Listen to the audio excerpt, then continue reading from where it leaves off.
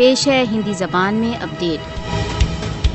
بھارतीय supreme court ने सिद्ध कर दिया है कि वह 5 अगस्त 2019 की कार्रवाई को वैलिडेट कर मोदी शासन के साथ अंधाधुंध पक्षपात कर रहा है। भारतीय सुप्रीम कोर्ट ने अपने आर्टिकल 370 के विषय में निर्णय से सिद्ध कर दिया है कि वह RSS बीजेपी के प्रभावाधीन कार्य कर रहा है। मोदी की 5 अगस्त 2019 की अवैध कार्रवाई के संदर्भ से निर्णय भारत की न्यायिक व्यवस्था की सहजता का एक और उदाहरण है। मोदी की जम्मू कश्मीर के विशेष स्टेटस के बहिष्कार की कार्रवाई को एंडोर्स कर भारतीय सुप्रीम कोर्ट ने कश्मीरियों से उनके संवैधानिक अधिकार छीन लिए हैं। आर्टिकल 370 के संदर्भ से भारतीय सुप्रीम कोर्ट के निर्णय ने एक बार फिर सिद्ध कर दिया है कि न्यायिक व्यवस्था सहित भारतीय संस्थाएं हिंदुत्व का समर्थन कर रही हैं। पाकिस्तान ने कहा है कि भारत की 5 अगस्त 2019 की अवैध कार्रवाई का न्यायिक समर्थन न्याय का उल्लंघन है। पाकिस्तान ने कहा है कि भारत का विवादग्रस्त जम्मू कश्मीर के स्टेटस के संबंध में कश्मीरियों की इच्छा के विरुद्ध एक पक्षीय निर्णय का कोई अधिकार नहीं है। पाकिस्तान ने कहा है कि भारतीय सुप्रीम कोर्ट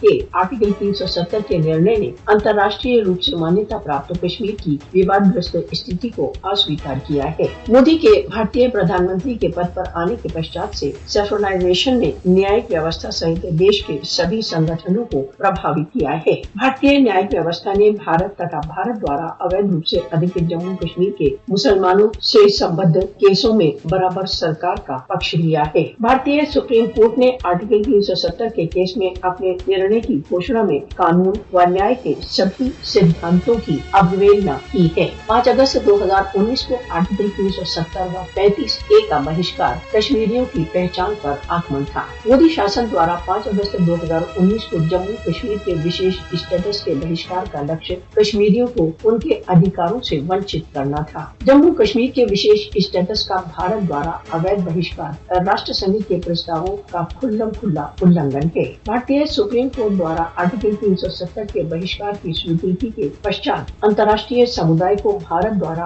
अवैध रूप से अधिकृत जम्मू कश्मीर में हो रहे भीषण मानव अधिकार उल्लंघनों को नहीं भूलना चाहिए।